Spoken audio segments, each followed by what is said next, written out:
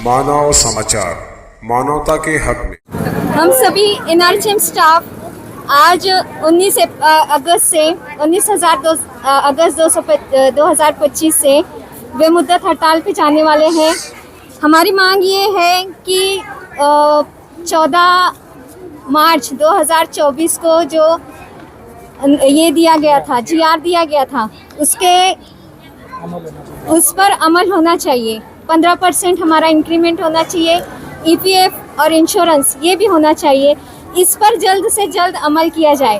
पर हमारी हड़ताल में इमरजेंसी सर्विसेज अफेक्ट नहीं होगी, इमरजेंसी सर्विसेज चालू रहेगी।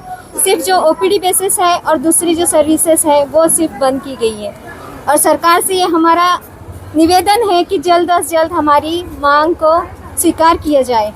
शुक्रिया हम सब की तरफ से। 19 ऑगस्ट 2025 रोजी एनएचएम कर्मचारी हे आज बेमुदत काम बंद आंदोलनावर जाणार आहेत।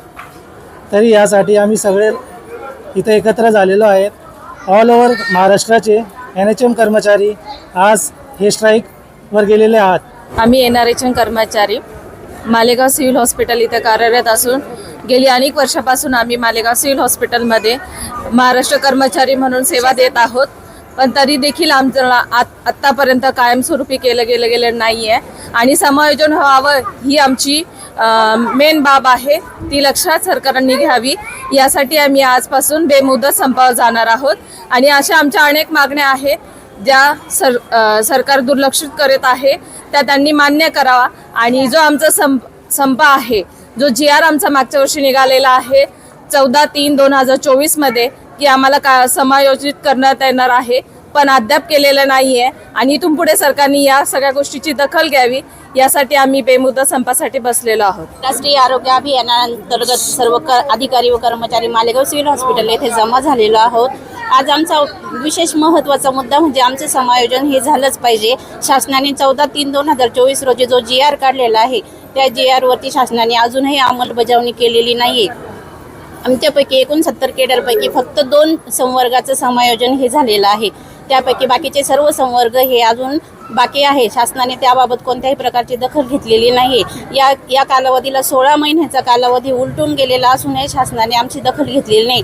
म्हणून आम्ही सर्व अधिकारी व कर्मचारी सर्व आजपासून आम्ही बेमुदत संपावर जाणार आहोत। धन्यवाद। आमच्या काही मागण्या आहेत, जसे की 10 वर्ष वरील कर्मचाऱ्यांना व 10 वर्ष आतील कर्मचाऱ्यांना जे 15,500च्या पुढचं वेतन आहे त्या कर्मचाऱ्यांना ईपीएफ लागू झाला पाहिजे, इन्शुरन्स विमा लागू झाला पाहिजे, अपघात विमा लागू झाला पाहिजे त्या कर्मचाऱ्यांना। आणि आमच्या अशा पद्धतीच्या 18 मागण्या आहेत। त्याच्यापैकी आमचे काही कर्मचारी असे आहेत की जे जानेवारी 2025 पासून जे एक्सपायर झालेले आहेत, त्यांना पण त्या कर्मचाऱ्यांना पण न्याय मिळाला पाहिजे, त्यांना त्यांचा लाभ मिळाला पाहिजे। याच्यासाठी आजपासून आम्ही बेमुदत संपावर जात आहोत।